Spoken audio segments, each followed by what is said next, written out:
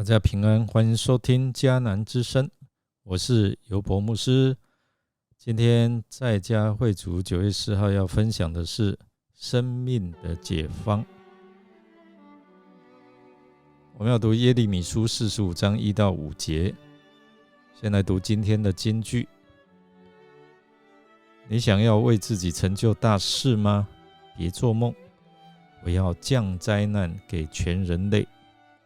但你无论到哪里去，至少有逃命的机会。耶利米书45章第5节，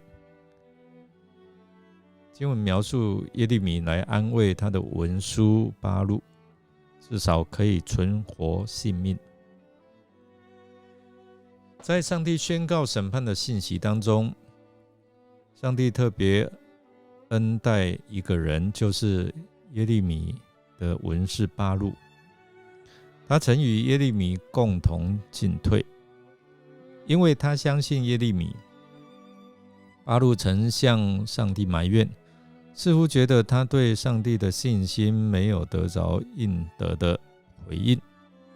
于是呢，上帝就透过耶利米向巴录来应许，即使他身处危险当中，上帝仍会保障他的性命得到安全。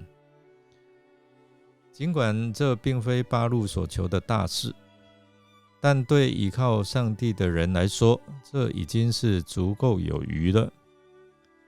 耶利米所说的话，就是以上帝对犹大人的审判和对巴录的应许做结束。背弃上帝及与他立约的人，他要遭遇灭亡。愿意把自己生命交托给上帝的人，他必得生命。所以我们来看说，审判是严厉的，还有可怕的，但上帝的应许其实是可靠、可信，是真实的。巴录他的名字原来是蒙上帝赏识的一个福者，这实在是有丰富的意义。凡愿意把生命、前途一切交托给上帝的人，他们是蒙福的人。即使是在危险和灾难当中，上帝必保守他们的生命平安。在犹大人与巴录的对比当中，我们要学习信心的功课。信心并非相信上帝有如仓库一样，只等我们一声令下，就会源源不绝供应我们的需要。信心是要把我们自己的生命交出来，接受和顺服上帝的主权。我们来默想，在患难当中，如果上帝应许保存你的性命，你会如何回应上帝的恩典呢？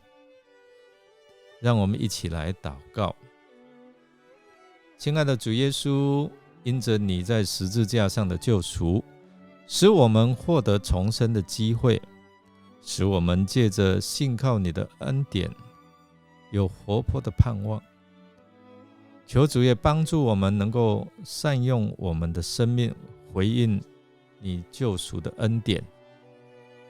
我们这样祷告是奉靠主耶稣基督的圣名求，阿们。感谢您的收听，如果您喜欢我们的节目，欢迎订阅并给我们好评。我是尤伯牧师，祝福您一天充满平安、健康、喜乐。我们下次再见。